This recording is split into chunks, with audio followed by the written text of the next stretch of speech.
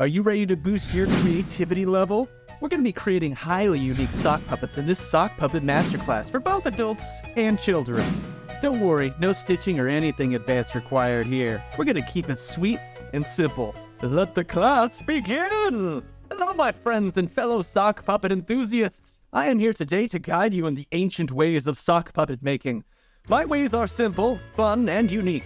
Before us, on this crafting table, we have laid out the capability to create something great, epic, even legendary. But before we dive into the creative process, let's take a moment to explore the many benefits of crafting these delightful characters. The benefits. Creating sock puppets can have a positive impact on increasing one's creativity level, as it encourages the use of imagination, promotes problem-solving skills, and provides a fun and low-pressure outlet for self-expression. Additionally, the process of designing and constructing a unique character can inspire new ideas and perspectives, ultimately leading to a greater sense of creativity and originality. Some people ask, how is making a sock puppet going to make me more creative? Consider this. When you create a sock puppet, you're not just following a set of instructions or copying something you've seen before. You have to come up with a unique design and a character that is entirely your own. This requires you to use your imagination and problem-solving skills to figure out what materials to use, how to construct the puppet, and what their personality and backstory might be. By engaging in this process, you're exercising your creative muscles, coming up with new ideas that you might not have come up with otherwise. You're also developing your ability to think outside the box and look at things from a different perspective. Valuable skills that can be applied to all kinds of creative endeavors. So while it may seem silly to some, creating sock puppets can actually be a fun and effective way to increase your overall creativity and come up with new ideas. Supplies. If you're going to become an expert sock puppet creator, you're going to need some materials. So what do you need? Required. A sock. We'll be using new socks today, but no judgment towards those who choose to use old or freshly worn socks. There are so many colored socks out there, so don't feel afraid to experiment with different colors. If you're feeling extra wild, you can go with something that has a pattern. If you want to remain more neutral, then stick with the good old-fashioned white sock. Scissors. We'll be chopping up old sock here as a part of my special sock puppet creating process, so make sure you have some decent scissors and adult supervision. Cotton stuffing. Now, you might not have this lying around as it's not as common as a material, but that's okay. You can use something like another sock to stuff your puppets with. That'll work fine. Googly eyes. If you didn't already know, these come in many colors, shapes, and sizes, so you can create an even more unique puppet. Black felt or poster paper. I like using these for the insides of the mouths. Hot glue gun. These provide a super easy way to attach our character's various features without having to worry about using needle and thread. Just be careful not to get hot glue on yourself. Yard. If you want hair on your puppet, yard is perfect for hair. Pipe cleaners or popsicle sticks. These can be used as horns, arms, or even props. Pom-poms. Pom-poms are great for little noses, hair, other fun features. Workspace. You want your workspace to be comfortable. Whether it's at a table or on the floor, almost any space can be a workspace, as long as it's comfortable. Today, I'll be using a handy foldable table as our puppet creating workstation. Remember, there's no right or wrong way to create. The key lies in infusing your creation with your unique perspective and bringing it to life. Now, let's get to making ourselves some puppets.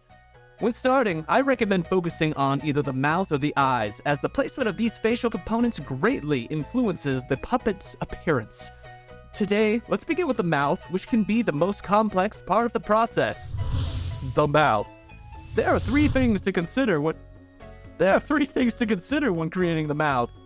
How big you want the mouth, where you want the mouth to be placed, what shape you want the mouth, neutral, smile, frown. If you want a big mouth, make a longer cut. For a small mouth, make a shorter cut. When you're making a cut, you can cut straight for a neutral mouth, curve downwards towards the base of the sock to create a frown, or you can curve upwards for a smile.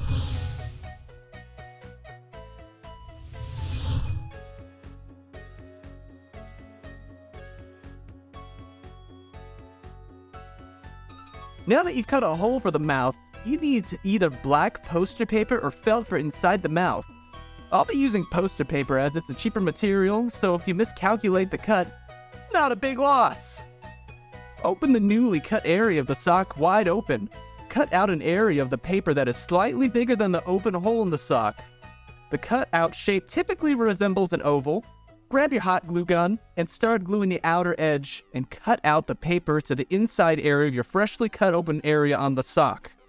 You may want to do small areas at a time as the hot glue will dry fast. Googly eyes. Now get ready to bring your character to life with some googly eyes. Experiment with different shapes, colors, sizes, and position. Now that you've chosen which eyes to use, it's time to glue them on. Pro tip: if you're planning to use a green screen anytime in the future, make sure you stay away from choosing green eye colors or any green materials for that matter. Now, as you can see, this guy's head is a little bit loose. We need to fill it up with something so his head isn't so floppy. So we're going to go ahead and grab some cotton stuffing. Again, if you don't have cotton stuffing, you can use another sock or something like that to fill it up with. Got our stuffing right here. Just going to go ahead and just shove it right up into his noggin. Is that enough? That's probably more than enough. All right. You now have a puppet. You can choose to use this puppet how it is, or you can continue to add features. Let me give you some ideas for things you may want to add to your puppet. Popsicle sticks or pipe cleaners can be used as arms, horns, or even props. Pom-poms are fun extras that can be used for many different attributes such as a nose, ears, or even hair. Pipe cleaners, cut-out poster paper, or felt can be used as eyebrows or facial hair. Felts can be used to make clothes or other accessories. When you're happy with your puppet, feel free to start talking as your puppet and find the voice and personality that fits your newly designed character. This is a sock puppet, created on the fly for the Sock Puppet Masterclass. Can't believe I'm alive right now. This is great. This is great. Puppet finished. That's it. You now have yourself a highly unique sock puppet. Congratulations, I've now boosted your creative level. Once you have your puppet, it's time to put your little buddy to use. Grab a friend who has also built their own puppet. Join me in part 2, Puppet Improv, where I will share my ideas and techniques on how to kickstart your improv process to once again boost your creative level and become more fluent in creating more coherent stories faster.